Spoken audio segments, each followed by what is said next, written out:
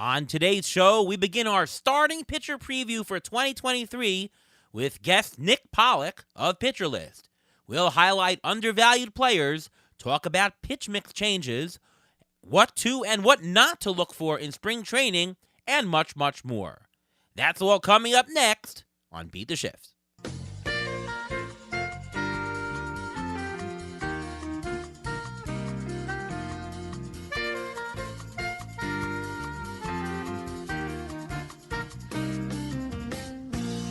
And welcome to another episode of the Beat the Shift podcast, presented by Fangraphs. I am your host, Ariel Cohen, and with me as always is Ruvain Guy. How are you, Ruvain? I'm doing great. How are you doing today? I'm doing pretty good, and it is starting pitcher weeks. We've got a couple of weeks here. We're going to talk about starting pitchers to get you prepared for your 2023 drafts, and baseball starts tomorrow. Exhibition games tomorrow. It's my favorite day of the year where you can turn on the TV and you can watch some. I mean, I know it's exhibition, but it's baseball. Aren't you excited about this? Yeah, it's great. When you're able to drive home from work on a Friday afternoon and listen to a baseball game, it's not that common during the season, but when it comes spring, you look outside. It may not look like spring, but spring is right around the corner. Yeah, and we'll be going to exhibition spring training games next week down in Florida. First auction of the year on the Sunday. And actually, we have a guest. Our guest today is in that auction. You know him from Pitcher List, and congratulations. He has just won the 2022 Baseball Writer of the Year as presented by the FSWA. Welcome to the show, Nick Pollack. How are you? Hey, what is happening? Oh, thank you so much, Ariel. I can't believe it. I saw your name on the list of baseball writers. Like, well, okay, maybe next year. And I can't believe it, honestly. So, yeah, thanks so much for having me, and thanks for the kind words. Oh, absolutely. Well, it's great to be in great company. So we got some award-winning people on the show today, and it's going to be a great one. So as we generally do, we go right into it. And, I do want to talk about some new stuff that's going on at Pitcher List. You have this new thing called PLV.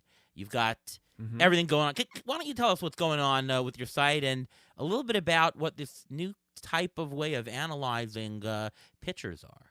Yeah, we have a lot of interesting things this year. We have our new projection system, which is normalized by ATC. We're super thrilled about partnering with you, of course, Ariel, in that way. And we also have a live draft assistant tool for those with PL Pro, but it's all powered by this thing called PLV, which is pitch level value. It's similar to Pitching Plus and Pitching Bot from Cameron Grove, where it's a pitch quantifier. That is, it looks at the pitch and its qualities and certain counts and doesn't look at all the external factors like the run situation, that is, your men on base, or doesn't really look at the actual outcome, but it looks at all the qualities of the pitch from movement to velocity, location, spin, all the stuff that you want to be looking at, release point, handedness, and all of that, and it goes through a massive prediction model. It's not just something really simple here. I mean, we really put this through the rigor and to create an expected result.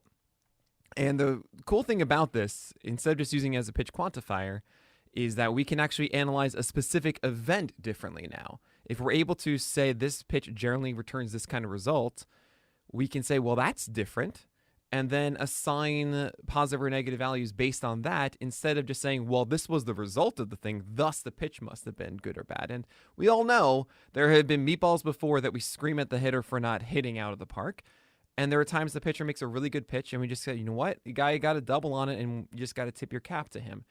And to be able to take a pitch quantifier and assign it to the hitter now and say, like, well, this hitter's really good because he hits all the right pitches, or he doesn't swing at the pitches that normally guys swing at, it really opens the door for a different type of analysis. And so we're so excited about this. We have some really cool stats about it, from pitch volatility, quality pitch percentage, and bad pitch percentage, to hit luck. That is a much easier way to assign BABIP instead of it regressing to a different value each time for each player. Hit luck always goes to 0. This guy has allowed 20 more hits this past year than he should have. It's a really, really fun stat. And we have a lot of other applications that we're working on as well. But yeah, we think that PLV is something really new and exciting and a different way for us to develop these stories about players in a way that wasn't possible before. Yeah, and the nice thing about it, and I've spoken about this before, is that the level of detail is an event, which is the pitch. There's nothing more finer than you can to describe an event than the pitch. Here's Right. the pitch, right? And when you think about it, it used to be everything used to be analyzed on a per game basis, and then we got down to the at bat level. But when you get down to the pitch, you're dealing with a larger sample size. And from a mathematical standpoint, I can tell you that it stabilizes so much quicker. Like, it takes a lot of Yes. at-bats to know that, oh, this guy is going to hit 30 home runs.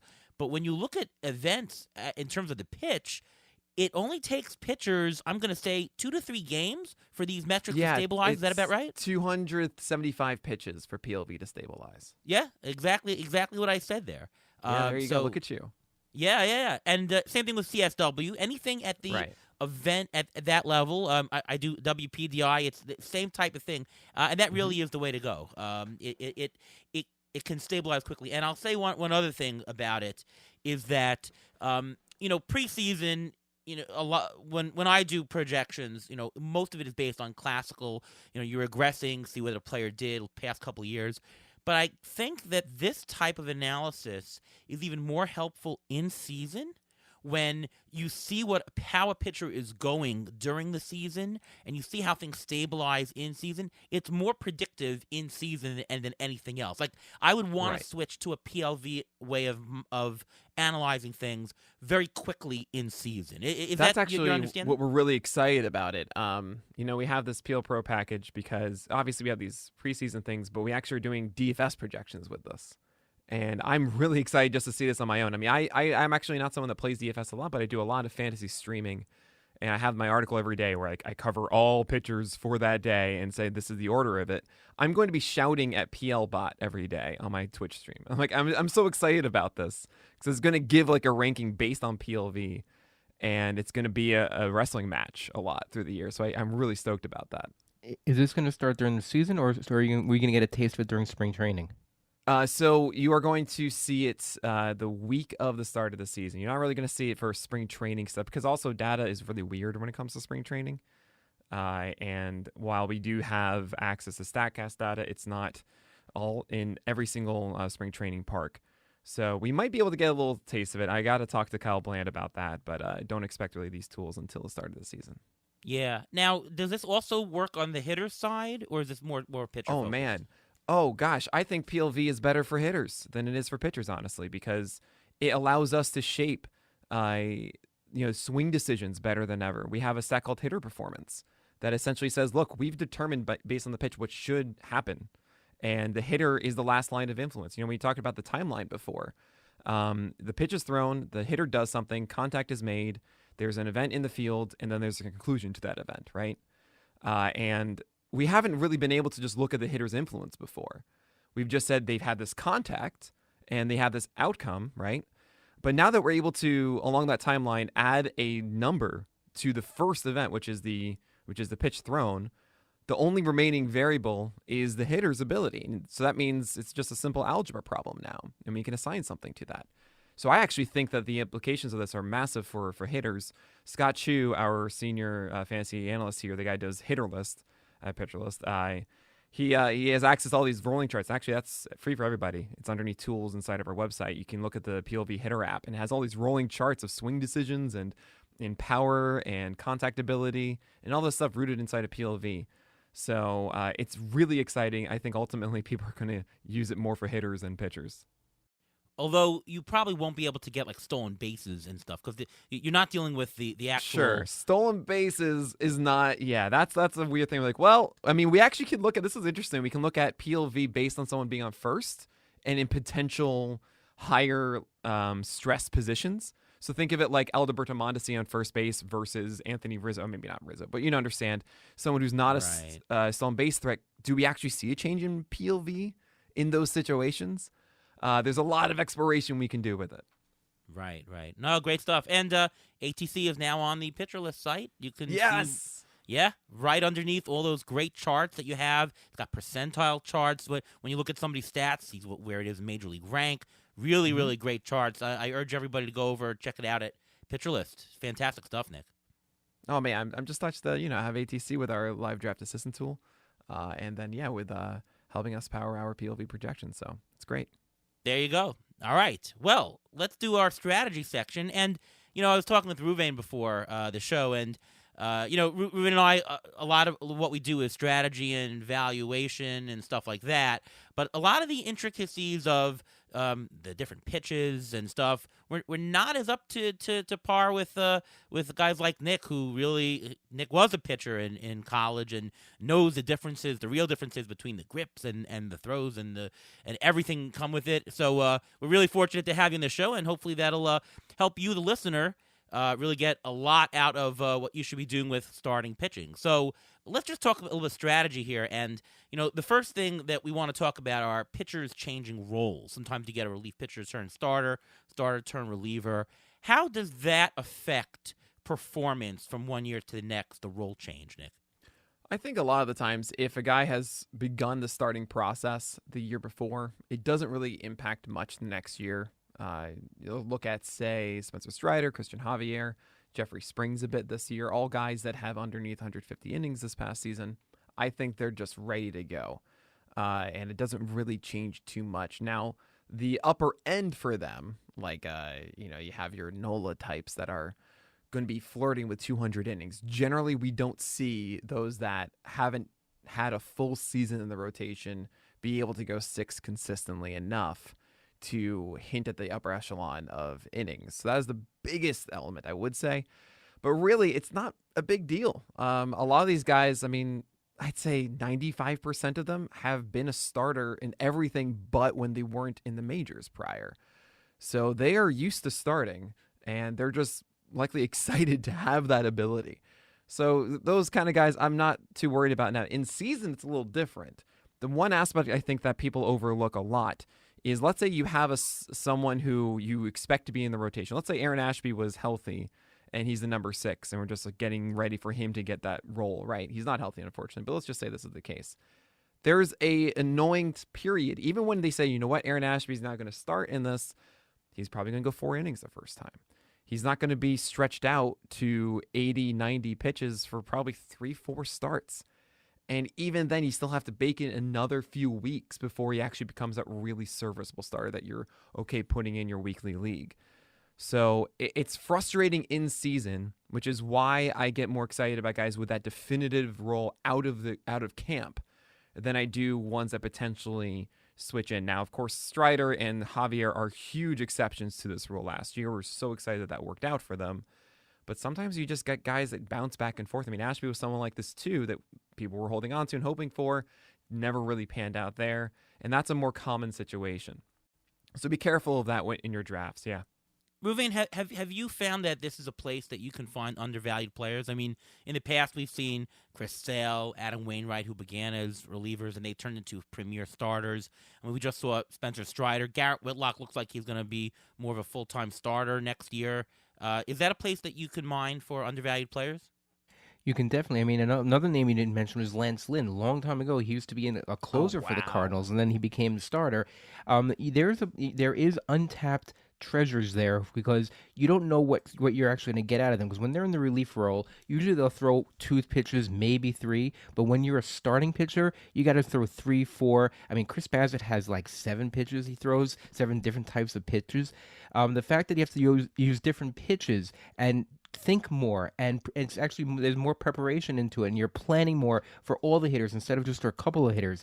I think you can see some pitchers will just take off, some of them will not. But a lot of times, if you do hit with these guys, these can be great values because you'll get them for almost nothing, or get them in relief pitcher value, but they'll have starting pitcher value toward the end of the season. So, Nick, let's talk about new pitches, because we hear a lot of buzz sometimes where, oh my goodness, this pitcher has a new pitch. Or this year, did I hear Joe Ryan has 2 new pitches? What is the value of adding a new pitch, and does that translate to success in general? So I do want to say one thing. I, on my Twitter, am always going to get excited. I think one of my favorite parts about what we do, not just in fantasy, but just really being a baseball fan, is I love watching guys that we don't really consider being elite, showing flashes of being elite. And anytime I hear about new pitches, it's just more excitement about the possibilities and the hype. And I love that. And I lean into it. I get giddy as my own self. So it's hard for me at times when I put out a tweet about someone adding a new pitch and I want to share that excitement. I always feel like I need to have the disclaimer being like, but don't actually change where you're drafting him. Like, don't actually apply this to fantasy. Just be like, oh, maybe. And that's a really cool idea that maybe that does work out. Because Alex Fast and I have a joke now about an image that we share back and forth, which is Bart Simpson writing on the chalkboard, I will not draft this player because he has a new pitch. And that's really what you have to do. There are so many new pitches every year. I think the best examples that I have off the top of my head are Tyler Glasnow and Chris Archer learning changeups from years past and how that did not really materialize. Now, Glasnow later did add a slider, and that was a huge deal. And then Freddie Peralta added a slider, and that was a huge deal. And I think the one exception in that rule, that rule set, is a guy that has an overpowering fastball and does not have a slider that we care about at all, saying, hey, I have a slider now. That is the one case I'm like, okay, I'm going to turn my head for this. Because generally, if you throw really hard and you have a slider that isn't, it really, you're supposed to throw a slider like you're throwing a fastball mentally. This is why Zach Allen called his slider a cutter for a while, because mentally he didn't want to wrap his arm around or his wrist around the ball on release. He wanted to keep a stiffer wrist. So because of that, it does translate well for those fastball guys to have just a new pitch of a slider. But if it's something else, I traditionally, or like a reshape of their pitch, I throw it all out, because so many guys in spring training, it's like the one chance that they have to add something, because they don't really want to do it much in seasons. Obviously, you have exceptions to that, but generally, spring training is all about, let's see if anything works. The percentage of times that it works is well below 50%. And if it's below 50%, then I say, well, I cannot lean on this for my drafts. I can't throw out everything else in favor of this. So, unfortunately, when you hear all these new pitches, it's a great thumbs up, and then I need to see how is he throwing on opening day for me to actually do anything. Is a guy having amazing success, though, in the spring? Is all of a sudden going 5 innings and going 10 strikeouts and no walks after getting like 3 strikeouts at most last year? Then that matters, and maybe there is something. But just hearing that a guy is throwing a new pitch, I need to see more. All right, that's very, very helpful information. Now, about pitch mix changes, now that is very real. And, I haven't coined this word, but I use the term Corbinize to denote if you got a good pitch, throw more out of it, because that's your best pitch. You'll get more result. And Patrick Corbin did that. He just kept throwing the slider the heck out of it, and that's called Corbinizing his pitch mix. So the questions for you, Nick, are how does it come about that a pitcher, obviously everyone's going to tinker with it slightly, but how does it come about that they're drastically altering their pitch mix to the point that it actually works? How should we pay attention to this? And what's the best way we can track? Because, if you just look at a box score, you're not going to be able to see that there's a pitch mix change. What resources can you look at online to really determine whether a pitcher has it, or to bubble up to the top, which pitchers we should pay attention to the fact that they are changing their pitch mix? So first of all, you said Corbinizing, and my first thought was Corbin Burns going from a 4-seamer to a cutter. And that was a huge deal where he had this cut action on his fastball and then leaned into it and turned it into a cutter and threw that a ton. And all of a sudden now Corbin Burns is Corbin Burns. But then you went to Patrick Corbin. It's like, oh, right. Yeah, the ultra slider stuff. See, I've blocked out Patrick Corbin. I don't know if you guys have. I just have. We tried to also. We tried to also. I know. Yeah. But he also got so unlucky last year. It's fine. It's fine. But as far as resources go, well, there are a lot of different ways you can do it. I mean, not to overplug or anything like that, but in spring training, I do a morning podcast through March talking about the things I've seen by looking at StatCast game feed, which if you're lucky, then you can actually see some of that pitch usage change. But actually something we added onto the site this year is we have up and down arrows for usage by game inside of our game logs. You actually will see in this game he threw 20% more sliders than his season average up to now. which is a really cool thing that I'm so excited about.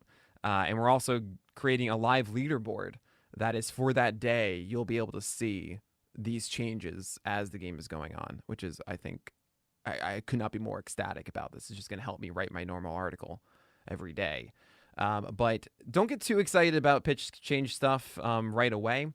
There are a lot of times guys utilize sliders against right-handers and then changeups against lefties. So if you might see one day that he's throwing 10% more changeups, take a look. Did he face more opposite-handed batters on that day? Then that's probably why he threw more changeups that day, right? So there is sometimes nuance to it. I generally like to see if it's a reduction of his fastball or not. And for a lot of guys, they have a very bad fastball but really good secondaries. So if I all of a sudden see his fastball used to be around 55% usage or so, go down to 40% for a game, I then maybe get a little bit excited that he's leaning in on it. Aaron Savali, please keep just throwing cutters and curveballs. Do not throw that sinker, please. So those are the kind of things that I think can make the large impact. And yes, the third one is if I can just yell at them enough on social media, maybe they will listen to this idiot once. Maybe Blake Snell's now doing that, thankfully. No more changeups. Oh my gosh, no more changeups, Blake Snell. Thank you. Yeah, I think that, for me personally, I know that, let's call it a hole in my fantasy game is that I don't have this wealth of information to spot some of these changes. So I do rely on you and others who do point out some of these pitch mix changes. I will say that it is a blind spot of projections, because projections right now assume that everything that happened last year and everything that happened the year before, it's all going to be stable, right? Anytime you have Right. models, it have to do with stability. The models that are running currently, and I say currently because I think this will change in the future, is not componentized for the pitch, for the actual type of pitch, right? You don't have people don't do models that are based on the fastball, based on the slider. And then if a pitcher is changing usage, well, then it's easy. You just change what the pitch mix is, you'll have a projected pitch mix for next year, right? Models aren't doing that currently. And so if there is a pitch mix change that's for the better, that won't be in projections. So that's something that you really need to look at in a soft manner currently. That sounds great because it keeps me in a job, honestly. Yeah. I do think, though, that the models will start to do that because it obviously is meaningful and makes sense. Well, Fangraphs does have a little bit on their page about percentage uses of which pitch is used and the velocity of the pitches as well. So you can see if all of a sudden a new pitch pops up in the new year and you see they're using it more. I mean, if you go through a couple pitches from last year, I mean, if you look at their pitches that people used more often, like let's say Zach Gallen threw the curve 10% more last year than prior years. Dylan Cease threw the fastball 6% less, but the slider more 12% more. Yeah, that was the thing I didn't predict, was the slider usage going way up for Dylan Cease. That was annoying. I mean, you can track this, and actually, these are guys who actually did well last year. Tony Gonsolin, he threw the straight fastball less, he threw the split finger more, and Jeffrey Springs, he threw the changeup less, and he threw the curveball more. So each pitcher is different. Not one pitch is for each pitcher. Each pitcher is able to master their own pitch, and once they know which one works for them, they should just keep throwing it until the league catches up. So Ruben, you just mentioned a bunch of names. How did you bubble up to the top that list of players to know that, take a look at these guys? Like, how did you generate that list? I actually just went to the Fangraphs and I went to see the top 50 ranked pitchers that they had from last year, from just statistically speaking only. I went there and I went to think. I thought about who was not in the top 50 the year prior. And I started clicking on the names, and then you see these huge changes in pitch changes, and I'm like, maybe this is the cause of it. So if you can catch on early on, and you can get these guys early, that's the best way to go about it. But otherwise, it's a lot of manpower just to go through all this stuff, because Nick, there's so many pitches to go through. It's so hard to get to everybody. Well, I've got you, because I cover every single start. I've done it since 2015. I just read the SB Roundup. I'll tell you if there's any pitch change stuff going on. With Gonsolin, you're right. The splitter got used a lot more last year, and it got so fortunate. He threw so many bad ones, but got away with it. But he has a really bad fastball, and his slider doesn't get enough strikes, so he had to do that. And I'm glad it worked out for him. And I'm also really surprised about that changeup usage going down for Springs because honestly, the changeup is his best pitch. It might be that he saw more lefties than he usually does. I don't know. And is this something that we can pick up really quickly in spring training to say, okay, here's his first 2 starts, and whoa, look at the usage is different? Like, is that something that you're really drilling into? It's hard to in spring because a lot of times, good example is Matthew Boyd told us a lot in 2020 before everything shut down that he really wanted to work on his changeup in spring. So he actually didn't throw his slider as much because he trusted that his slider was going to be there, and he just wanted to experiment more with the changeup. So it's difficult for us to really assess that this is what it is for the full year at that point. I think Gotcha. with it's more about the success and hearing a lot of quotes about like, yeah, I'm throwing this and it's really, really good. For example, one that's interesting is Clark Schmidt throwing a cutter now, and there's a lot of good news about that. But then again, the Yankees, because the staff all threw more cutters. I think it was a Matt Blake thing. So maybe that's an interesting thing that gets me excited about Clark Schmidt again instead of Domingo Herman. But it's really hard at this point to make a leap and change everything because of those quotes in the spring. All right, before we go on, it's time for the Injury Gurus Trivia of the Week. Now, Nick, it's funny you should mention the spring because last year, spring training, 8 starters. We were going to go into the topic of whether or not we can learn anything from spring training. Last year, spring training, 8 starters gave up 3 home runs or more during the spring. Aaron Nola, Lance McCullers, Verlander, Darvish, Scherzer, Ray, and Cal Quantrill. All those pitchers and and Garrett Cole. All those pitchers have one thing in common except for one item. And what is the thing they have in common? And who's the outlier I of the mean, pitchers? Nola, McCullers, Verlander, Cole, Darvish, Scherzer, Ray, and Quantrill. so And I they think all I gave know up what more the than 3 outlier home is. runs during last year's spring. Um, I think that's Cal Quantrill who throws a sinker primarily, and the other one's the four seamers. Ariel, any guess? I have no clue on this one, Ruvain. Okay. Each pitcher had their home run to fly ball rate go down during the course of the year, except Huh. for Garrett Cole, Oh, that's which interesting. makes me think, Nick, can we learn anything from spring training from the pitchers? Well, okay, so 2022 spring training was weird. I mean, it's we haven't had a normal like year since 2019, right? That's one of the things I'm just so excited about with this year because last season we didn't know where anyone was, and I think the hitters were ahead of the pitchers. Where the pitchers didn't really get to warm up as much. We saw more shoulder things in the beginning of the year, like Wheeler and Gallen come to mind. And so it doesn't surprise me that those guys allowed more home runs in the beginning because they're just kind of getting warmed up and everything. So I don't know how to really look at it. And then, of course, you have like 2020 and then 2021 was weird. I mean, oh gosh. So it's hard for me to really have a blank assessment of spring training at the moment. I think really when it comes to spring training, it's down to is velocity up and is a guy like completely falling apart or not? Last year we saw Brandon Woodruff not have a single good spring training start, and he needed like 2 months to get on track in season. Obviously he had Raynaud's disease, but that was the issue, and that we could have seen that from spring training. We're all like, no, it's fine, and it wasn't. But then he was really, really good when he came back from that, right? So that's really it that I can pull from spring training, and the home run stuff. I'm like, it's whatever. Yeah, the home run stuff not. I will say I agree with the velocity, other than if your name is Zach Greinke. If your name is Zach Greinke, disregard it. But other than that, yeah, if you see some big changes in velocity, either up or down, that usually Right. is somewhat of a sign. I look for strikeout rate. If you see these large strikeout rates, that's also usually a good sign. Yeah, sure. What about walk rate, where you want to see the pitcher's ability to control? Because I'm sure they want to get their control down before the season starts. Is that something we should look for too? Only if it's a really large one. But sometimes it'll be a case of like a 3-1 count, and instead of throwing a normal fastball that they do, like, you know what? I'm working on my changeup. Let's see if I can do it in this situation. Yeah, Right? yeah, I agree. I think that the walks are not telling us mostly noise. I'm sure you can pick out 1 or 2 examples, but for most of the part, it's noise. But big strikeouts, that is definitely a small signal, not a big signal, but it's definitely correlated. Do you think that a pitcher changing teams from year to year makes any difference whatsoever?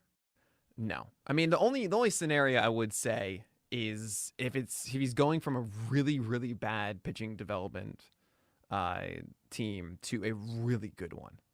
So if he's going from like the Pirates to the Dodgers, then I go, okay, well this is maybe something that I want to look at, right? I mean, we've heard so many stories of guys leaving bad organizations and Well, then we've going seen somewhere else, Giants and it's fix different. pitchers, right? You go to the Giants and they Ah, fix man, you, I, right? I go back and forth on this one. Like how much Giants actually fix pitchers. I think you saw a weird like a Cardinals? sample. Cardinals, kind of. I mean, it's about the environments of stuff. So like Giants have a good home park, and they had a really good defense in 2021. It was a bad one in 2022. And what do you know? Alex Cobb and Alex Wood didn't perform well in San Francisco. Logan Webb was worse a little bit. It's a little harder to do there. With the Cardinals, you have Arenado and you have Goldschmidt, which is really nice in a really nice division. And they had the mentality for a while about getting ground balls and all. That worked for them. I don't know if like Steven Matz went. I mean, sure he was hurt and all, but that didn't really pan out as we wanted it to. Jordan Montgomery was good at first for like the good month of August, and then he got a lot worse in September. I don't know. I find it really hard to say that the sample that we have, which is very limited, of guys changing to very specific teams, to jump on it, except for these legitimate extremes. So for the most part, pitchers changing teams doesn't really make a difference to me. Gonna go to Ruven on this question here. How do you value foreign pitchers? So we have our New York Mets signed Kodai Senga. How do you value him? How do you determine? Because you don't really have the major league equivalency is not that fantastic coming over from the from overseas. What are you doing with Senga this year? Well, I think you have to look at his stats where he came from. Like, let's say you look at the stats from Japan and look how old the pitcher is. I mean, I think the older the pitcher is when they come over, they're more seasoned. Then nothing is going to phase them as much. A younger pitcher may be more overwhelmed when they come here. So I'm looking at the age and how well they did overseas. If they, let's say, got into a playoff scenario, something like that. And also depends what market they're coming to. Kodai Senga, he's coming to a New York market. How is he going to do? Is he going to be able to flourish? Hideo Nomo, when he came over and he came to LA, he flourished. He was amazing. He was one of the pioneers coming from Japan.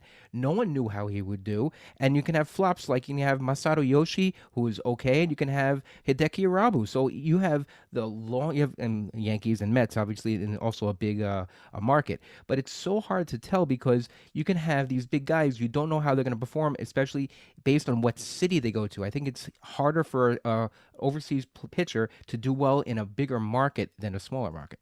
Any take on this, Nick?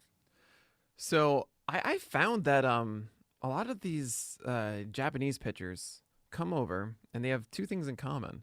One, a lot of them throw splitters. So think of Shohei, think of Darvish. And of course the ghost fork here with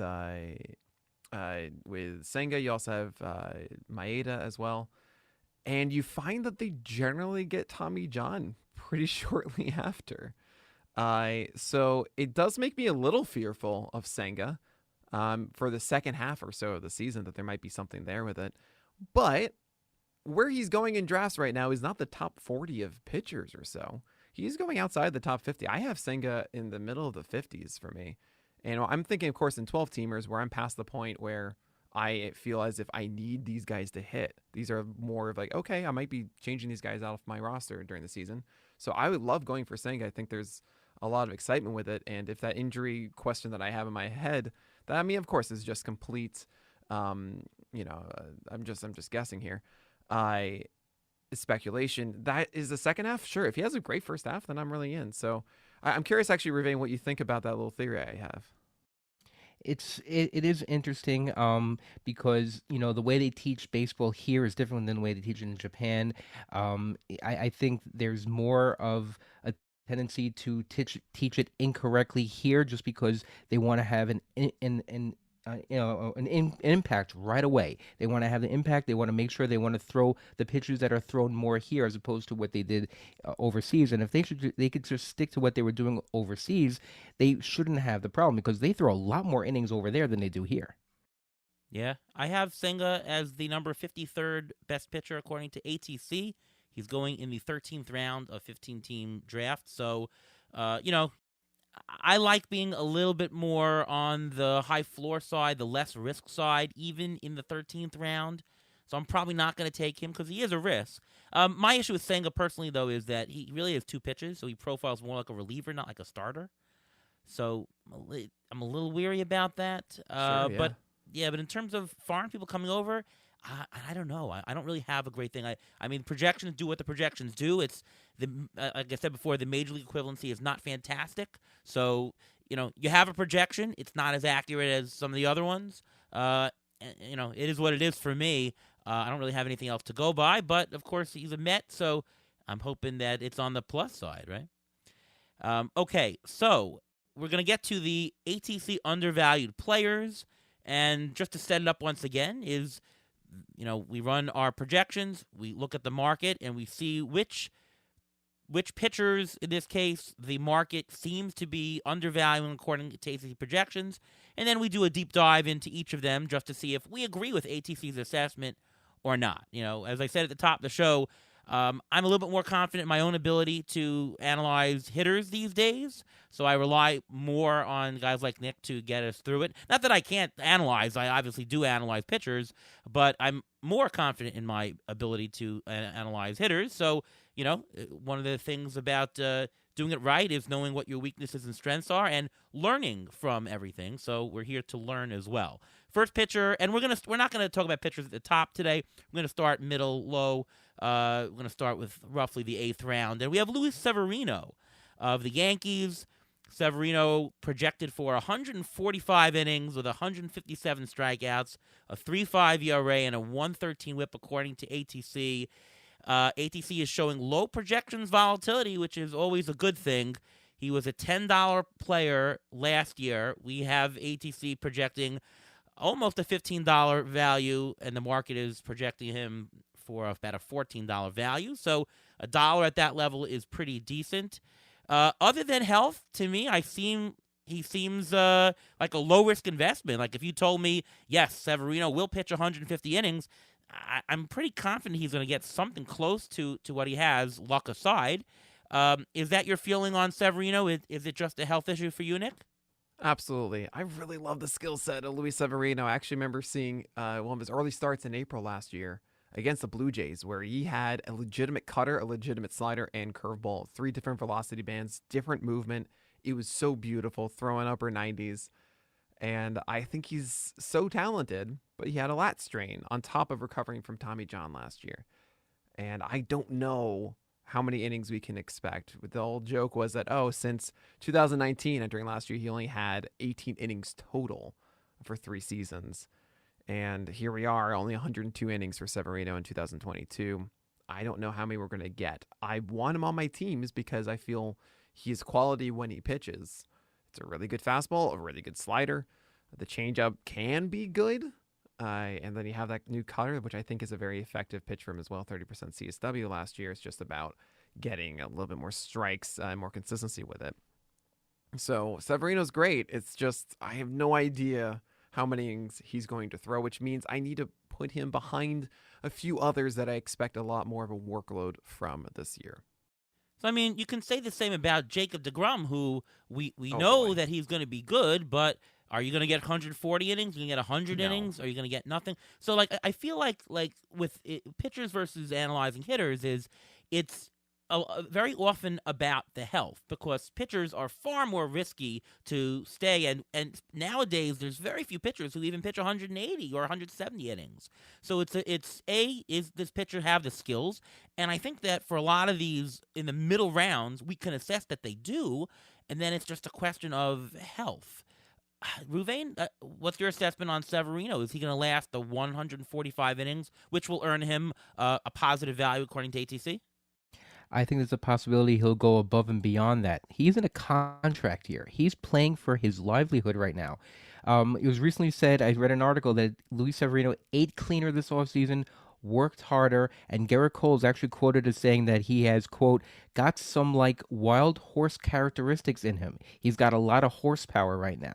He's throwing the slider less last year, threw the slider less, the cutter and fastball more. His ERA was 3.1 last year, but his expected ERA was under 3. It was 2.94. So he has the ace upside there. He has the possibility. I mean, look what he did in 2019. I mean, 2018. He was 19-8, and he had a K per 9 of 10.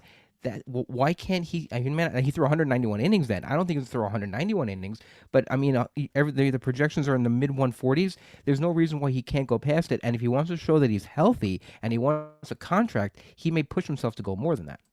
So let me get to this guy named George Kirby, and it really struck me very funny when I'm doing the projections. And if I asked you, Nick, is George Kirby more risky or less risky than other pitchers? What would you say?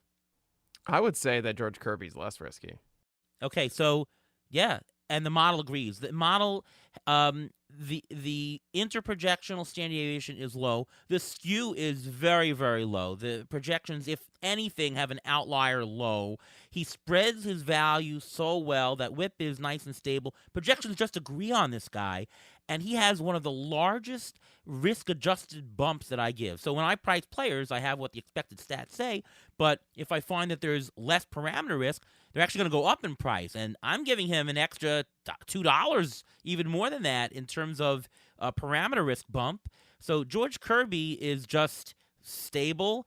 He's got the upside. I mean, if he finishes the season with an ERA of 2.95, I'm not that surprised. The stuff is there, and the best thing about him are the walks. That control is so good. He had a 4% walk rate last year.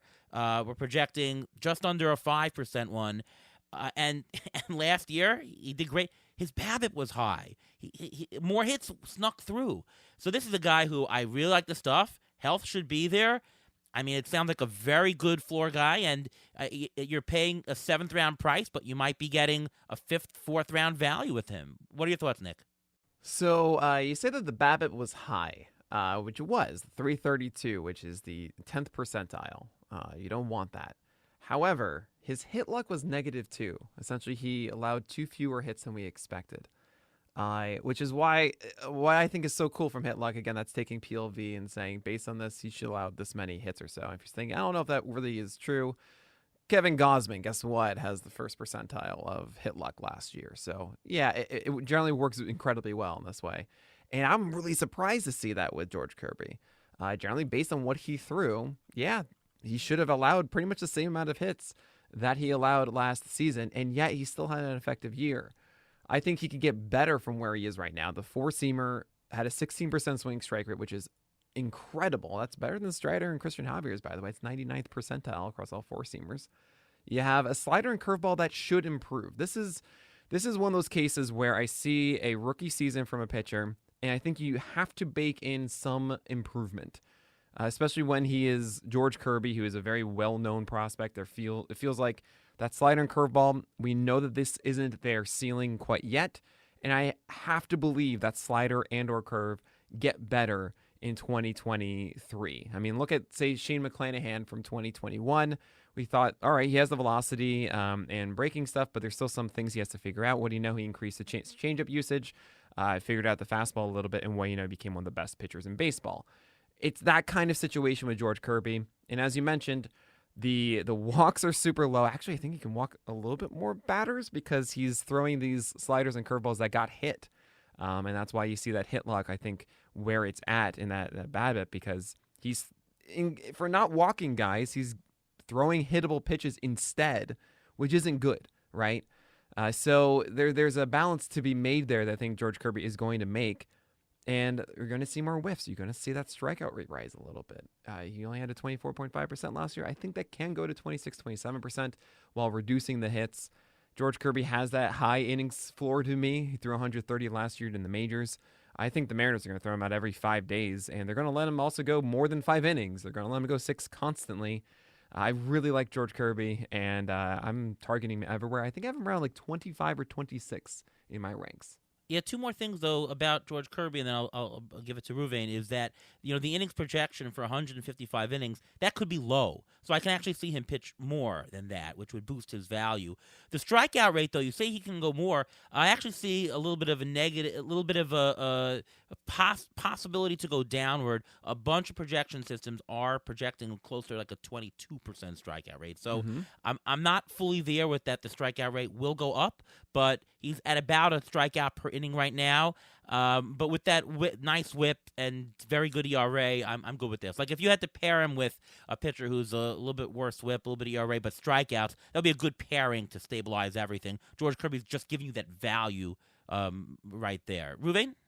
I have two concerns with him. The first concern, although everything you guys said is correct, but I have two concerns. His first concern, his ground ball rate last year was 45.5. There's no more shift. Is that going to affect him? That may play into it because if he keeps getting those balls hit into the ground, that's great. But if they're finding the hole and there are more hits against him, that's not that great. Number two, you mentioned about the innings. Are the Mariners going to try to cap it or slow it down toward the end of the season? Only because they're expected to maybe make the playoffs, and he's thrown 100. He threw 130 innings last year. Are they going to let him get close to 170, 180, 190, or are they going to slow him down if they see they're in the playoff race? And those are two things that I get concerned about. But otherwise, everything about him you said is correct. So about the innings thing, really quickly, if I generally, I know this sounds kind of wild. I generally don't focus on September innings when drafting in March.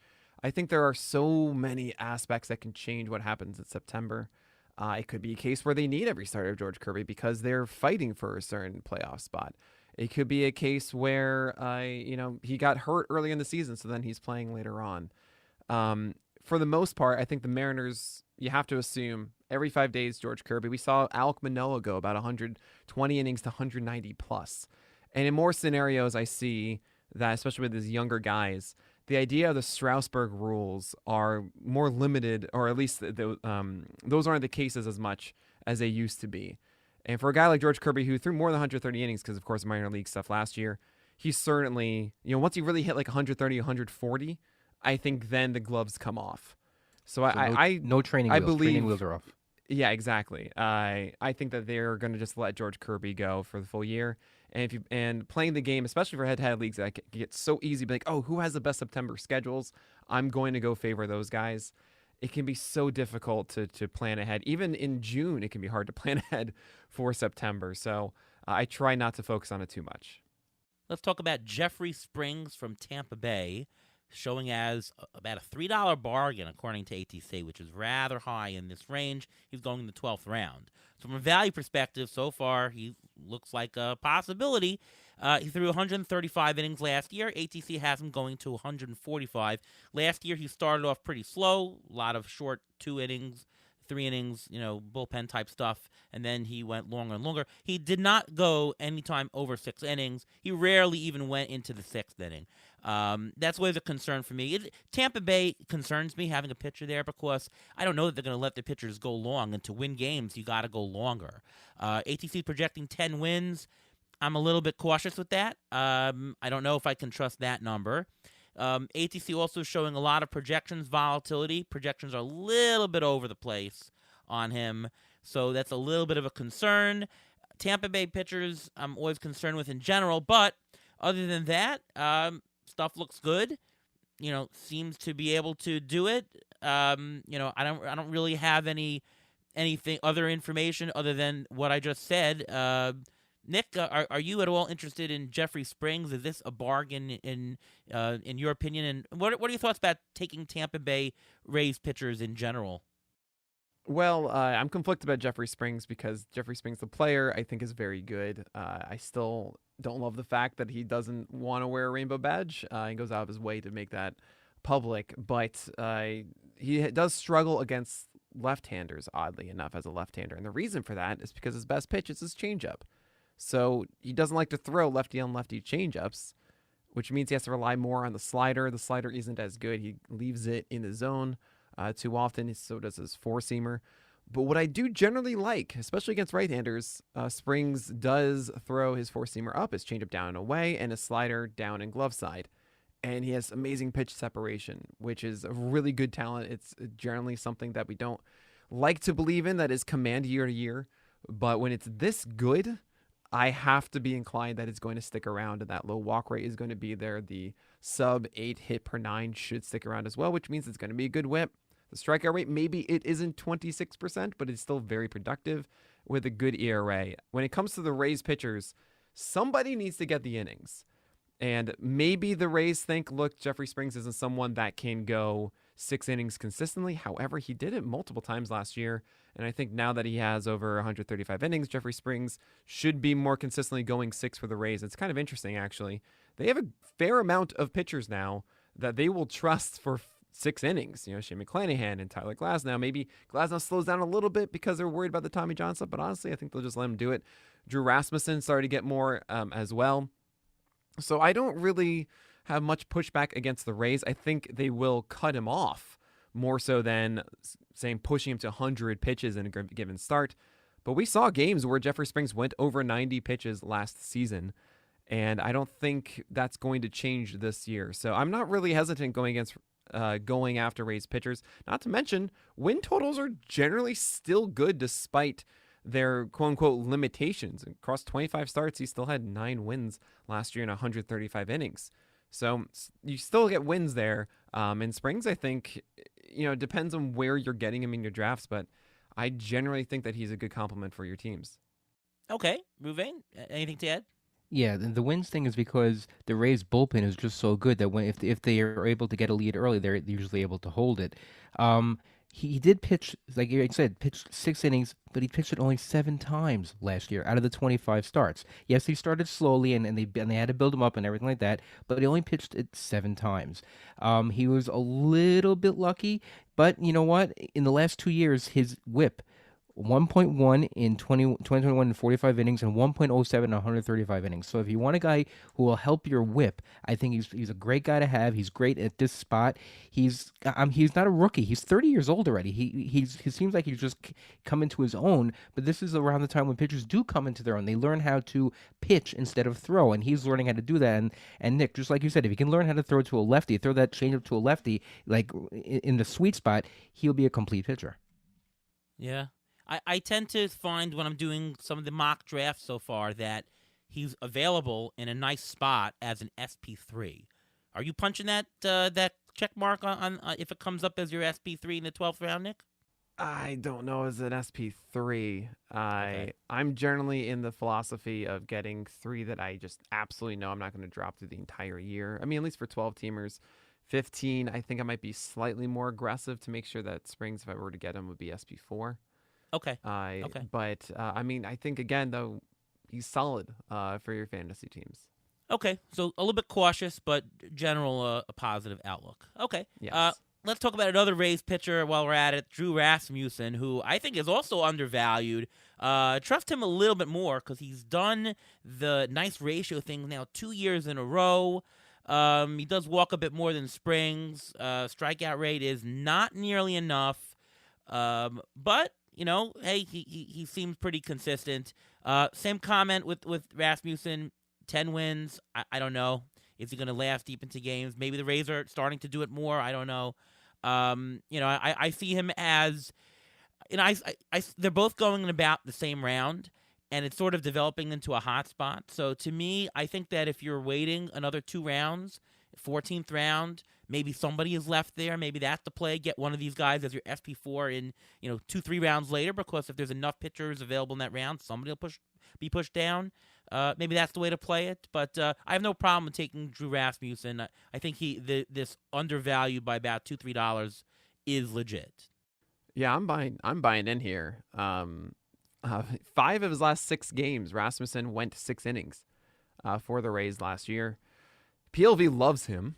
I mean, just absolutely adores his stuff and locations. I mean, we're a fan of him here with both his fastball and his cutter above average and slider as well. Those are his 3 primary pitches. And we saw last year these moments where his cutter and slider were getting a ton of whiffs. I mean, he would have 18 whiffs on a given night. It would just blow guys away. And then the next time he wouldn't be able to locate in the same fashion, and it would frustrate me endlessly.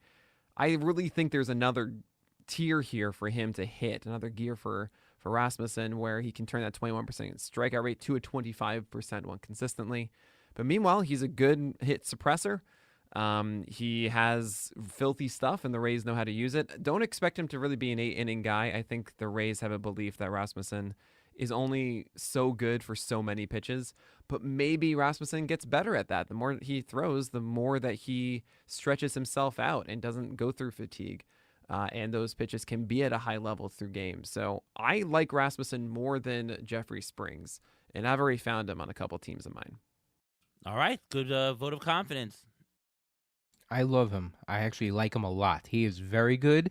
He actually pitched into the ninth inning one game, which is crazy for a Rays pitcher.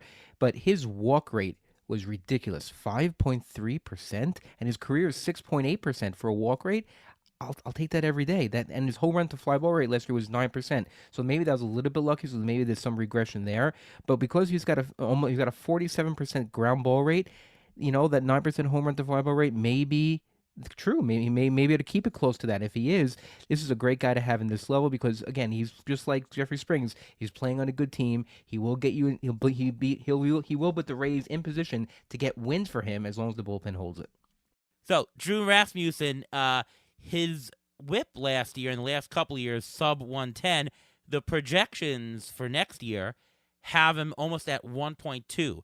So even if he regresses downward, you're still getting an accretive value, right? The bargain assumes a worse WHIP. He actually might be better than that. So I kind of like that as well. Yeah, there's something interesting too about, we have our PLV model and we're saying based on every pitch, how well does a hitter perform, right? Based on these pitches, are you performing worse or better than our expectations? And for the last 2 years, Rasmussen has well overperformed on the hitter performance side. That is making hitters look much worse than we expect them to for 2 straight years. So clearly there's something in our model that is actually liking Rasmussen less than it should, which is fascinating to me because it already loves him. So it just, 93rd percent in bad pitch rate, and yet the hitter performance is still saying that batters performed worse than we expected them to. It's fascinating. I just wanted to give one more thing on Drew Rasmussen about how good this season could be for him.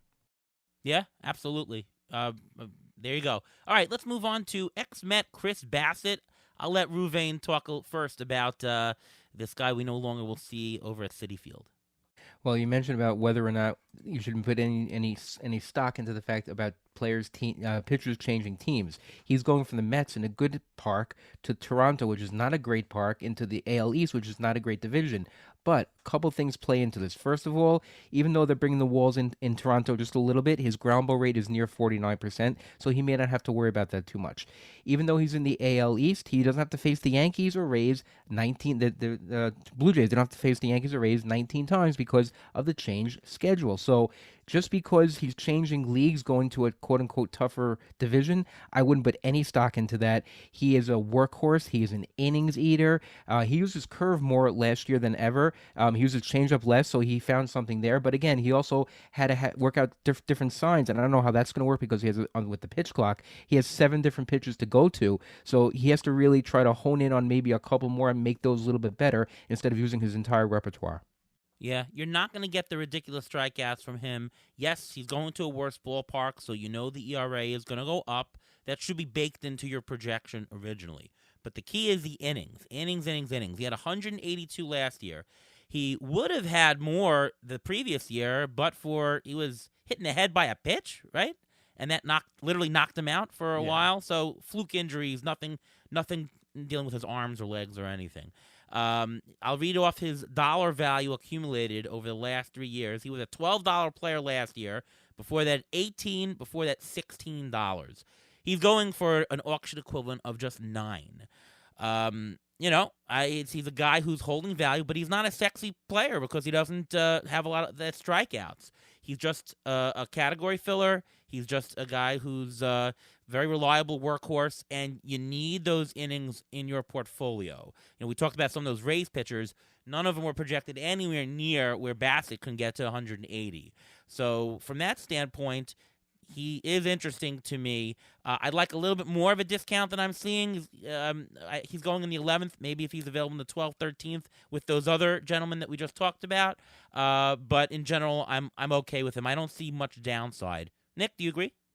Yeah, I go back and forth on Chris Bassett. I am a little scared about the Blue Jays because we saw is a lot of those guys, Jose Barrios and Kevin Gausman, both had the worst hit luck, while Alek Manoah had one of the best. And it's very odd. And then you're talking about Rogers Center being one of the most hitter-friendly parks in the majors now.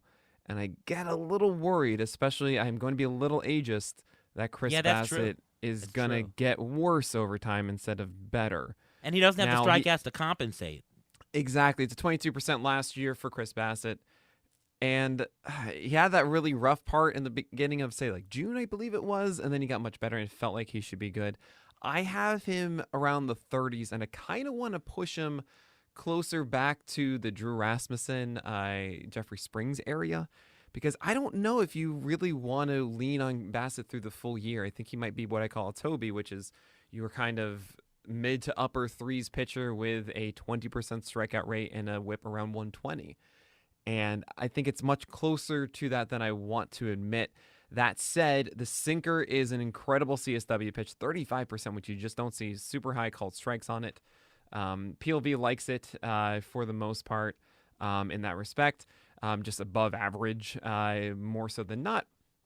You have a cutter and slider that he has increased usage on over the years, and those could be more strikeout threats for him as he does save his four-seamer for 2-strike counts. That's why he had a 15% swing strike rate, which is shocking, but it's just 13% usage. I mean, Chris Bassett just threw it in 2-strike counts, and that's how he uses it. There's also this curveball that we love. Eno's model loves it. Ours does too. It's one of those things that he should be throwing it more often. He did this past year, but we think there's still even another tier for that for Chris Bassett. So I kind of shrug a little bit. I find myself not going after Bassett because there are other guys I want to go for at the same time. Say like Joe Ryan is a good example for me. And I find myself if I get Joe Ryan, then I don't feel like I need to get Chris Bassett. I could also likely get Pablo Lopez a little bit like round later or so. I'm like, yeah, that's better in my view too. Also with the Twins, I'd rather that than with the Blue Jays at this moment. So I go back and forth on this one. If you're in a situation where you got some risky pitchers, say like you get like Blake Snell and Tyler Glasnow, you might want to lean on a Chris Bassett then to ensure that you have a good amount of volume and you aren't going to have like a 4-5 pitcher or so. But I find myself gravitating away, and I probably will be lowering him just a little bit my updated rankings. One thing to add, though, he goes deep into games. He has got a better chance to win because of that. He's playing on what's going to be a good team, a good offensive team as well. We're at the point in fantasy where, we always said never chase wins and all that. And I think we were at first pitch, and Rob Silver gets up and puts on a whole presentation of why we should chase wins. And Chris Bassett is going to fall into that mold. He's a guy with innings. He's a guy who's going to be deep into a game on a good team. I think that Bassett has a better chance to win more games than any of the other Rays pitchers that we mentioned. And wins are hard to come by. It's a fact. I don't like chasing wins, but when push comes to shove in players of a similar category with acceptable ERAs and WHIPs, especially those who are workhorses, for a guy who has a more propensity to win games, that's a big thing for me. He won 15 games last year, ATC showing 12 wins, which is actually very high. There are very few pitchers who are going to show more than 12 expected wins. So it's something to put in the back of your head as you fill up your roster. If you're picking a lot of guys who are not on winning teams, Bassett could be a filler for you. Like, he might be the right complement on a certain portfolio of pitchers if you are picking ones that aren't on those teams. Just saying here, another thing to consider. Definitely. You mentioned Pablo Lopez. Well, he's the next pitcher on our list. He's about a $2 bargain according to the ATC projections. Oh, by the way, somebody asked me on Twitter, when I say the bargain, what does that mean? What do you mean according to market? Very simply, what I do is I take the ATC projections. It equates to $1 amount in an auction setting. I take what the ADP is, and I translate that based on a curve to what you would pay in an auction, right? And I just subtract the two. Very simple like that. I could do the same thing too. I can convert ATC dollar amount to an ADP level, but I like thinking in terms of numbers because you can subtract numbers. You can't really subtract ADP. So Pablo Lopez, new team, new environment. He was excellent last year. The ERA went up a little bit. I think his ERA, though, is closer to what he did last year than what he showed the year before. He's not a 3 ERA guy. He's closer to a 3.75 ERA guy. I think this is really his level, what he showed. The health. The concern is the health, the shoulder. Is it going to hold up? Let's go to Ruvain first on Pablo Lopez because he's another one of those pitchers that I think the skills are there. It's just whether he'll hold up. And what do you say about it? I think he held up, and I think he will hold up this year. I don't see why not, except for the fact he's going to a team that was riddled by injuries last year in their pitching staff, and I don't know if the Twins know that well how to monitor the pitching staff. It's not a knock on the Twins. It's just a matter of what was seen, that there's so many pitchers that went down for them. It happens all through baseball. It's not just the Twins, but the fact that he's going to the Twins, it's good that he's in a better division. But he threw 180 innings last year. That's the most he's ever thrown in his career. Could he duplicate that?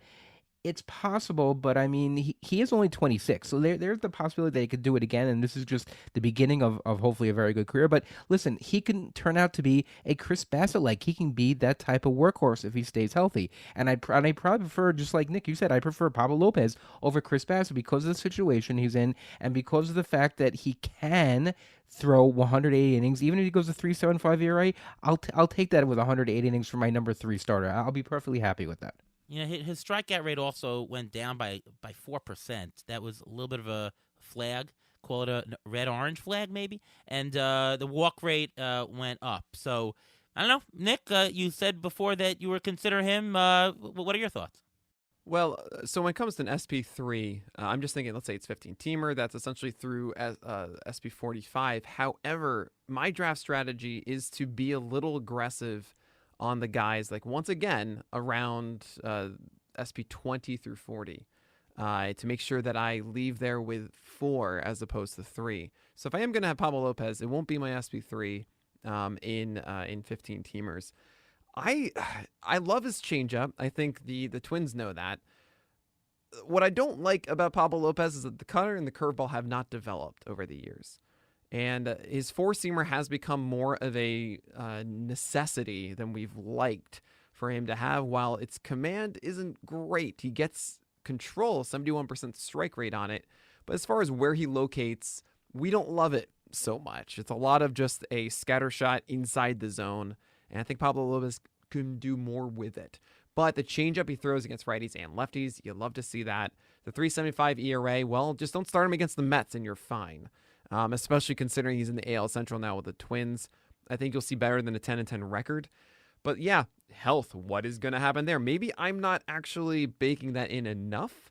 We'll see if Pablo Lopez can survive a full year. But the fact that he just did it, we had some shoulder questions, and the fact that you survived, I think is a really good indication of its health. Generally, a shoulder that would be damaged would not allow you to do that. So I'm in for the most part on Pablo Lopez. I think the changeup is good enough. The 4-seamer is good enough. There is always a chance that now being in a different organization, the Twins say, hey, this is how you should be throwing that curveball or cutter, or he learns it from somebody else, gets a sweeper that Joe Ryan has been working on. I have no idea. But I love the fact that he's moving to Minnesota. I think that just helps him out. And I think I'm in on Pablo Lopez. I feel like his 3.75 was the worst that we'll see for his ERA. So I'm in. Let's do the next two together. I've got Alex Cobb, and then we've got Alex Wood. So a bunch of Alexes on the Giants. Nick, I'll let you go first. You mentioned those names earlier. Are you interested in those? So, okay, everybody loves talking about how unlucky Alex Cobb was last year, and I get it. I really do. You see, 3.73 ERA, but the FIP was 2.80. Oh my gosh. 3.38 BABIP, but guess what? His hit luck was just +5. That's 5 more hits than he should have allowed. And when you think about what Alex Cobb actually does, he's a sinker baller with a sinker that gets hit really hard. I mean, this is not something that's just like, oh no, I'm really good at mitigating hard contact. No, 30% hard contact on it. Its expected average last year was around 250, which is lower than the 281. but it's generally trying to be as called strike pitch. It's trying to sneak in there. 29% called strike rate is going to go down for Alex Cobb next year. Then he has a curveball that he tries to sneak in early in counts. And really, 85% of his curveballs were in early counts last year. He's just trying to use it as a show me pitch. It worked like that. But when people make contact, 35% hard contact, which is 15th percentile for curveballs. You're not supposed to hit curveballs well. Guys did it off of Alex Cobb. So what do you know? The whole thing is reliant on a splitter. And if you know me, I hate trusting pitchers with splitters as their primary go-to pitch, because splitters are the most inconsistent pitch in baseball. Throwing them, it's not like you go to the same spot you do with your seam on the seam every time. It fits in your hand just a little bit differently every time you go to it. Some days it's there and you've got it, and some days it isn't. And when Cobb doesn't have a splitter, the thing as they call it, well, it's just sinker curveball, and that's going to be so rough. And I generally just don't like going after this. I think people are expecting way too big of a swing for Alex Cobb. 130 whip last year, 126 in 2021. I don't really expect a 115 whip all of a sudden. I don't expect a 26% K rate. He hasn't been above 25%. It just seems like too much of an ask for Alex Cobb, and I'm generally staying away, especially considering the Giants defense wasn't good last year. I don't really have a good reason to say that it's going to be much better this upcoming season. So sure, he could work out, but it could also very much not, and I think they're just better guys to go for. Yeah, really good analysis there. Two things that reminded me of what you said is the show me pitch of Dylan Bundy tried to do that curveball first pitch, right? Oh, yeah, he was doing it so effectively, but guys know. Guys quickly know, okay, cool. Early in the count, just look for a curveball. And if you don't get one, that's why the sinker gets in there called strike rate. But then later in the count, now it's just guessing sinker splitter because you won't see the curveball. Yeah, and he had that really high BABIP last year, but you mentioned at the top of the show that the Giants have a crappy defense last year, and I kind of think they're going to also have a crappy defense this year, which means you'll probably also expect a high BABIP, right? It's unlucky compared to a MLB neutral context, but on the same team you'll have it. That's why you have BABIPs like in Colorado. You're always going to have high BABIPs. It's the park, right? Right. On the turf in Toronto, you're always going to have high BABIPs, right? If you're still pitching in that park, it doesn't mean that you were lucky last year. You're going to have a higher BABIP. So just to point that out. But Alex Cobb and Alex Wood are both going to be playing the Dodgers and the Padres less. They're going to be playing other divisions more. So that that may negate a lot of the BABIP because their hitters they're going to face are not going to be at the same quality. My issue with both of them is always injury. I mean, Alex Cobb he threw 150 innings last year. He's only pitched over 160 innings twice since 2011. Okay, I don't love that. If I'm going after a guy here and he's an injury risk, and look at Alex Wood. Alex Wood also he'll give you 130 innings maybe. I don't know. Just look at the whole San Francisco Giant rotation. You have Alex Cobb who's 35 who gets injured very often. You have Sean Manaea, who gets injured very often. He's 31. You have Alex Wood, who's been injured. He's 32. You have Russ Stripling, who's 31. And the ace of the staff is Logan Webb, who's 26. That whole staff is not the team there. I don't know how they're trying to build it. It's definitely not built around pitching, I'll tell you that. I think they're going to try to build it more around their bullpen, if anything. I mean, that's what it looks like to me. Yeah. Alex Wood, I also very cautious. The only thing going for him, though, is he's sort of really cheap. He's going in the 24th round of NFBC drafts. If you're in a 12-team league, he's free. So, you take him. If he's not going well, you drop him, right? Guys who could have something going, and Alex Wood, he's gonna play until he's injured, right? If he's healthy at the start of the season, you take him. Worst thing in the world is you drop him, and the cost of acquisition was low. So to me, it's a chance for a high return on investment on Wood because the price is so low, and the playing time is gonna be front loaded, right? You don't have to have him sitting on your bench and wait until he picks up the value later. It's right away. So low investment, front loaded, usually are good investments. So I'd consider him for that. If I'm in the snake round of the NFBC, and why not? It's decent enough skills and decent enough strikeouts to go on my bench and give me a shot as my 7th starter here and there.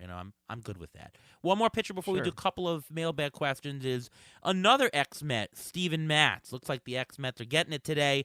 Ruvain, what about our boy Steven Matz, who only threw 48 innings last year? Oy. That's all. That's the best way to put it up. He has potential. He's never pitched more than 160 innings. He did it once, I think, in 2019. He only started in 15 games last year. He had a torn MCL that he played with without any surgery. Usually torn MCLs, that's a ligament in the knee. Usually that does not require surgery. Usually that just requires rest, which is why he didn't play that much. But it's still torn, and there's scar tissue that heals it up, which means that it could crop up at any time. He also dealt with left shoulder impingement, had a cortisone injection. He had also a shoulder injury in 2020. He had a forearm injury in 2019. It's hard for me to see rostering Steven Matz on any of my teams. All right. Do you have a positive outlook on Matz, Nick? Oh, I absolutely do, actually. The way I see it is you got to keep in mind, too, also, there's different strategies, of course, for 12 and 15 teamers, right? And with 12 teamers, something I really, really focus on a lot is treating your draft like it's not a best ball league, and understanding that your first 4 or 5 pitchers are really the ones that you want to hold on to, and then the ones that you draft after that are part of the whole churn and burn of the year. And so guys like Alex Cobb and Alex Wood, they don't have good favorable starts at the beginning of the year. I don't want to chase that, because if I'm drafting a guy and not starting him at the beginning of the year, then what am I doing? I'll just get him off the wire later on. And the same does apply for Steven Matz, as the Cardinals get the Jays and then they get Atlanta after, and that's just not a start I want to make. That said, PLV adores Steven Matz. They love his sinker, they love his changeup, they love his curveball. And it does make me wonder if Steven Matz can stay on the field, how much of a discount he could be. He's someone in my 12-teamers that I'm not getting right away, but I am watching. I am certainly curious to see how he performs in those early starts, even though it might not be a bottom line that you really love. Maybe it's like 5.1 innings and 300 runs or something like that. I might pick him up afterwards once the matchups go a little bit easier than the Jays and Atlanta. So 15 teamers, if I have to get in at some point, if I'm the last pick of the draft or so and I need another pitcher, sure, why not? I don't expect to actually hold on to that pick through the year. But if it's a DC or something like that, I understand the concerns about health and all of it. Sure, absolutely. The way I see it is just kind of, hey, can he pitch well at all? No, then yeah, we just throw him out of the way. So it's free money to play with. And Steven Matz, I think, can be much better than what you see last year of a 5.25 ERA. Keep in mind, entering last year, Steven Matz was a hot topic. You go into St. Louis, and he has a ground ball tendency, and he has this really good defense behind him and a good situation. Steven Matz is a lot of people's sleepers, and he's hurt, and he doesn't really perform as well as we want him to. And now he's completely thrown away. I think there's something there with Steven Matz. I don't want to completely ignore him. So keep an eye on Steven Matz early in the season. Yeah, I tend to agree. It's very dependent on the type of format of your league, but yeah, it's definitely a watch guy. See what he's doing and see what his health is to start the season. Couple of good mailbag questions. Start with Michael Smith, who asks, "Hey, this guy might be considered free in drafts, but I'm curious if you have any thoughts on Ryan Nelson. I wanted him to pitch, and he seemed fearless pounding the zone. All right, any interest in Ryan Nelson?" Oh, yeah. Fastball's really good. I also saw moments where his slider and curveball actually worked, and he was able to take down the Padres and the Dodgers last year. The only question, of course, is the health. He was shut down early in the season. I do wonder if he does get the opportunity for the Diamondbacks out of the gate. There is an open 5th spot there. Ryan Nelson and Dre Jameson are going to be fighting for that. Brandon Pfaadt, too. Brandon Pfaadt might be the one ultimately that they go with, but we'll see if Bumgarner and Davies can stay healthy and on the field, or at least worthy of the time for Arizona. You might see Ryan Nelson just kind of get a job and stick with it through the year. So I'm really curious to see how he performs in the spring and to see if he can get a job out of camp. Yeah, there's a spot open. That really depends. If he gets a spot, then he becomes very, very interesting. And he did pitch. He did pitch over 150 total innings last year. He did pitch 136 innings in the minors last year, even though he only had 18 in the majors. So it's not like if he makes the team, they're going to shut him down after a certain period of time. He's a guy who can pitch you 150, 160 innings if he gets the opportunity.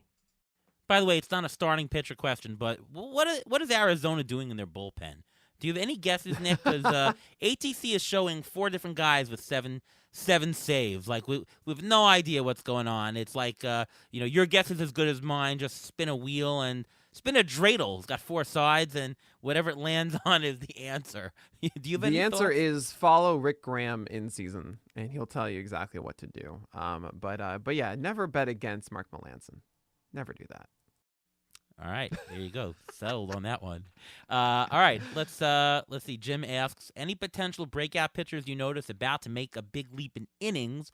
I really like Christian Javier and Jeffrey Springs for that reason. Sure. I'll throw in Grayson Rodriguez. You'll see that. Yeah. I think you can get innings. How about Ronzi Contreras? That could be interesting. And anybody else to add?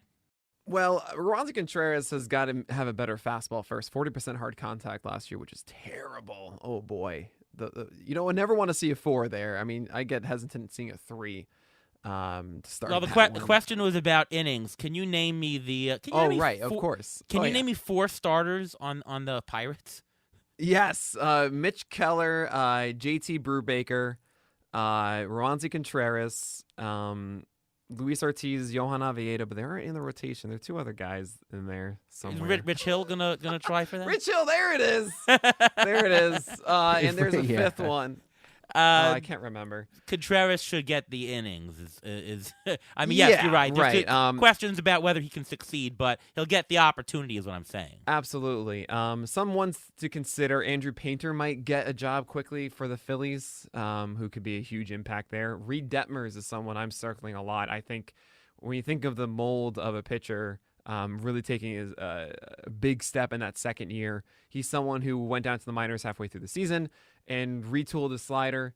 It was amazing. It got whiffs. I think he got a little fatigued by the end of the year, but he's going to get the opportunity for them. He has the repertoire. He has the slider that gets whiffs. He has a big curveball, which is a fantastic pitch to throw at any moment.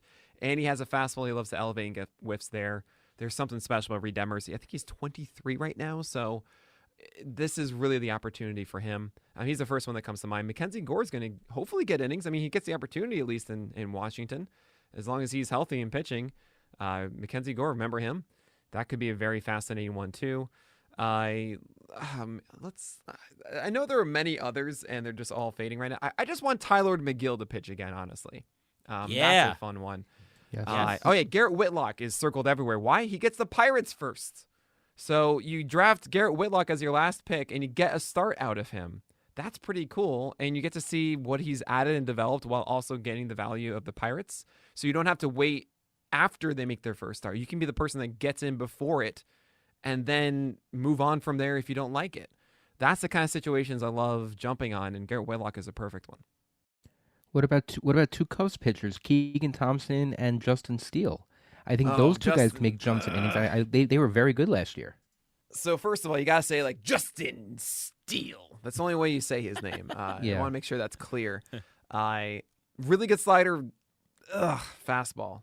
I don't know if that fastball is good enough. That's the only hesitation I have with Steele. I know the strikeout rate was better than we expected last season. I have those question marks about the fastball, and there really isn't much else there. Keegan Thompson, I don't think the repertoire is deep enough. Hayden Wisniewski is an interesting one. Is he going to get the opportunity or not? If he does, Wisniewski's stuff is legit.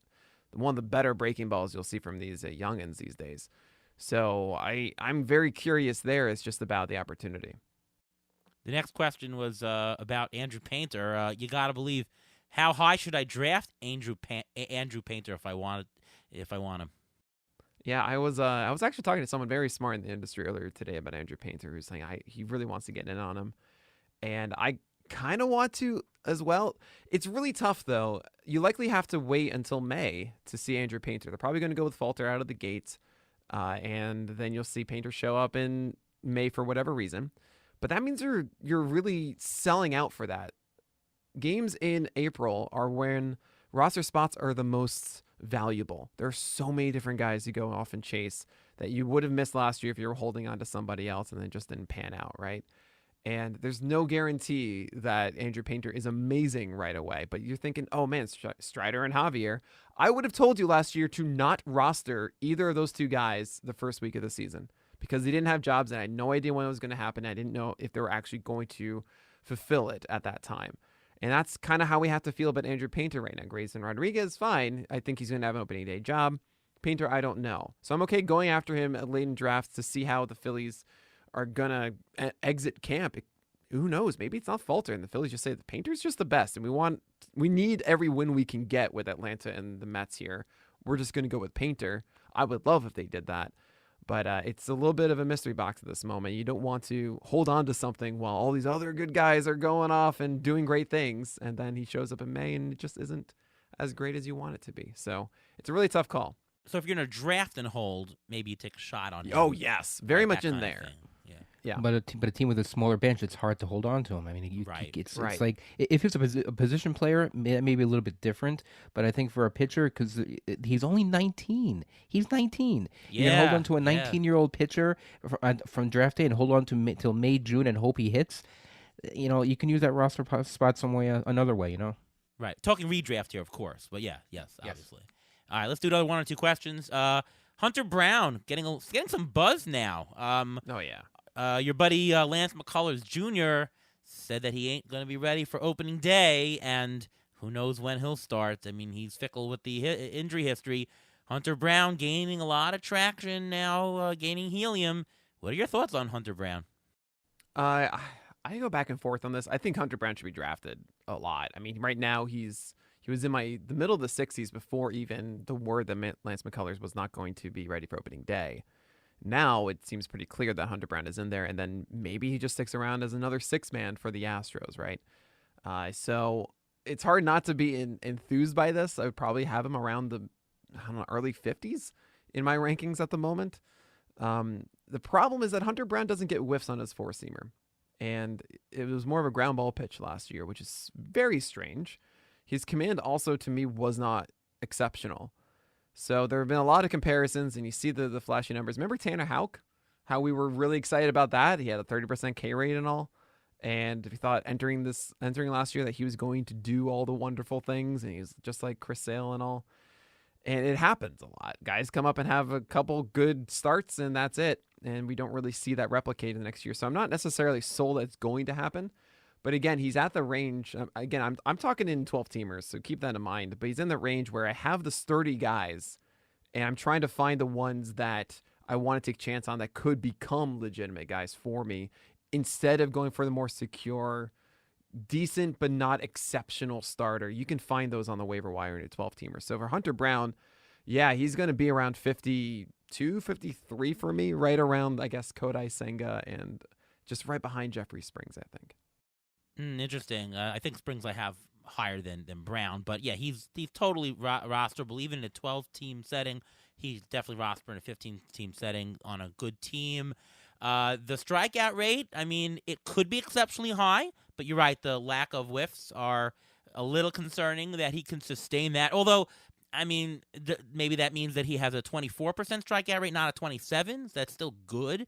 The Right. walk rate is atrocious, though. It could be 10%. I have got some models that are showing a 12% walk rate. That would be bad. So yeah, there's some high risk, high reward, but again, you're not paying a ridiculous price for him. He's going, 18th round or so in NFBC currently. And there was a video of him actually of him pitching to Jose Altuve today, and he turned Altuve into a pretzel. So his stuff is legit. It's just a matter of being able to keep it through a whole season.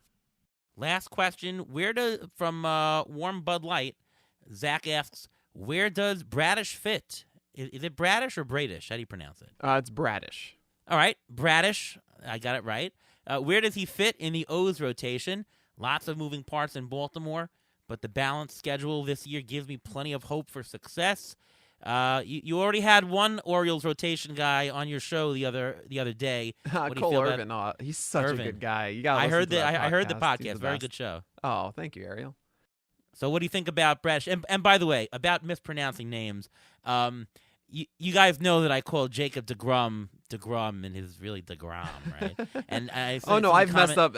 It's a joke about me messing up names all the time, so it's hard to keep track with it all. Oh, well, for me, I mean, I call him DeGrom the Bum because he snubbed my kids at spring training.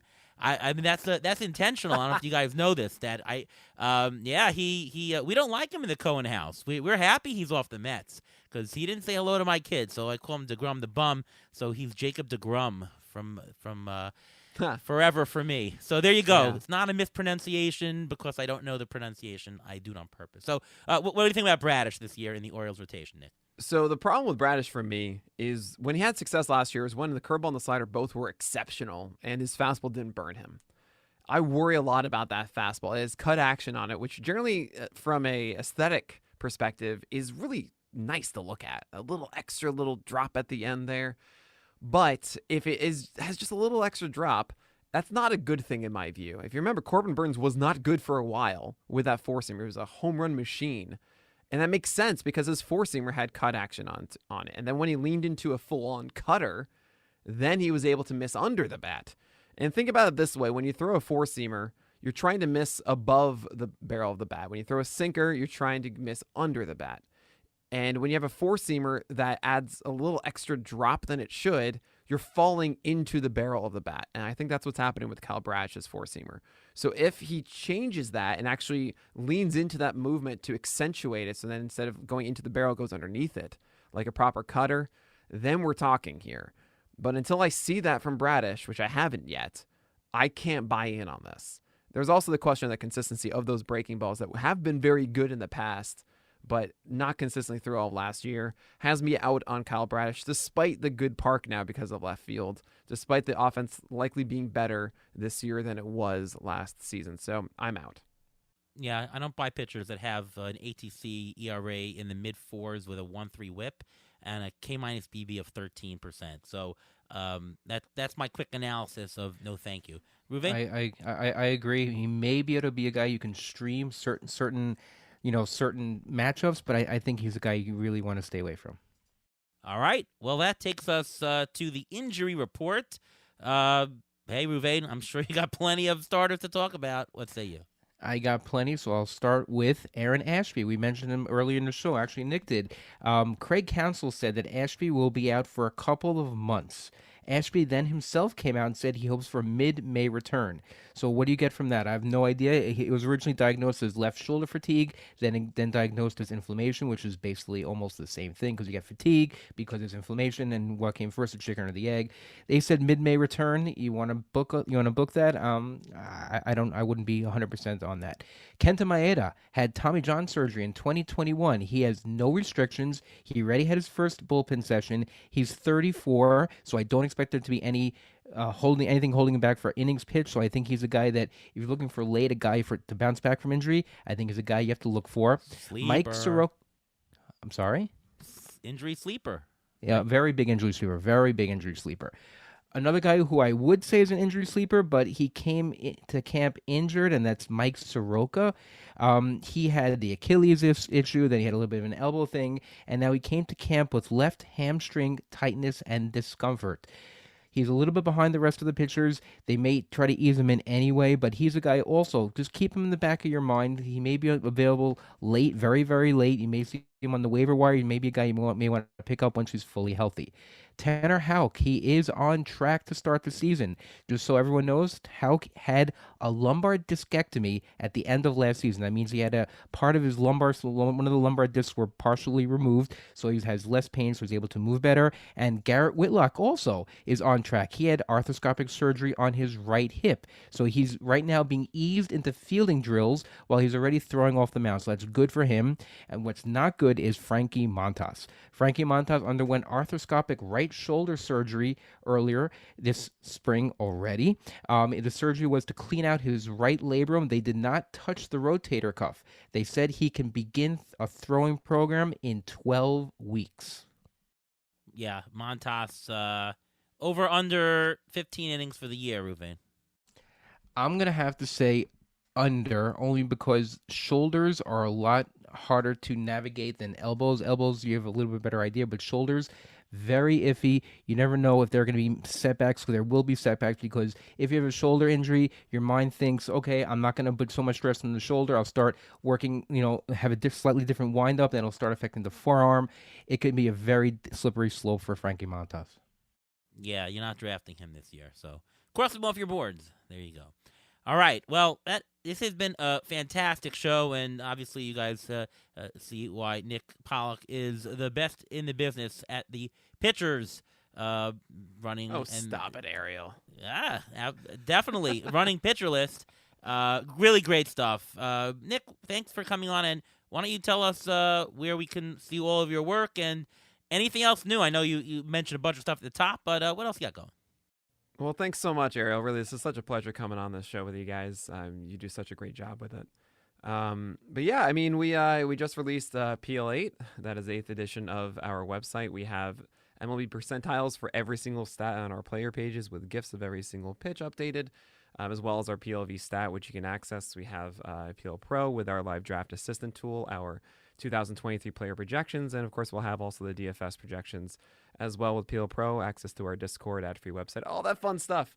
But yeah, I mean, I'm just going to be talking about pitching forever, and that's really cool. So come on down, check it out, and just come by to Pitcher List, follow me on Pitcher List. Let's just talk about it. It's great. And I am grateful to you, Nick, because a couple years ago when we were playing Tout Wars in 2020, I needed you to go ahead and beat Ian Kahn in the last day of the season. It's the least I could do. Yes, and you did, and that propelled me into a tie, and of course I had the tie-breaking points advantage, and so that gave me the title. That was because Nick didn't sit by and say, I don't care, I'm not winning, it's the last week. You played your fullest, and you took down Ian, and that led me to a championship. So I got to be grateful for that, right? Well, of course, I feel bad. Sorry, Ian Kahn. Nothing personal, but, just got to play to the end. Yes. No, Ian would appreciate guys who play to the end. Not you in that particular case, but in general, yes. All right, Ruben, what about you? You can follow me on Twitter at MLB Injury Guru, where I tweet out injury updates. I'm now also tweeting out videos of players coming back from injury on the field. So if you see them, you can see how they're pitching, see how they're moving, and everything like that. Also, my weekly article on rotoballer.com will be coming out the first week of the season, discussing all the injuries, who's next up, and what to expect. All right, I'm Ariel Cohen. You can see my work over at Fangraphs, over at Rotoballer. ATC projections are up at those sites, plus on Pitcher List, so go there today. Of course, you can follow me on Twitter at ATCNY, and of course, you can listen to me right here on the Beat the Shift podcast presented by Fangraphs. Next week we'll be on again with more starting pitching strategy and a couple of other players. We'll do relief pitching the week after, and that'll get you set for your upcoming draft or auctions. If you play auction, listen to our previous show with Steve Gardner. That was an amazing show. If you haven't done it, or even if you're a veteran, people who have done auctions for 20 years message me like, oh, wow, great tidbits. So great episode. Check that out as well. And that is all. So from all of us here at Beat the Shift, we'll see you next time.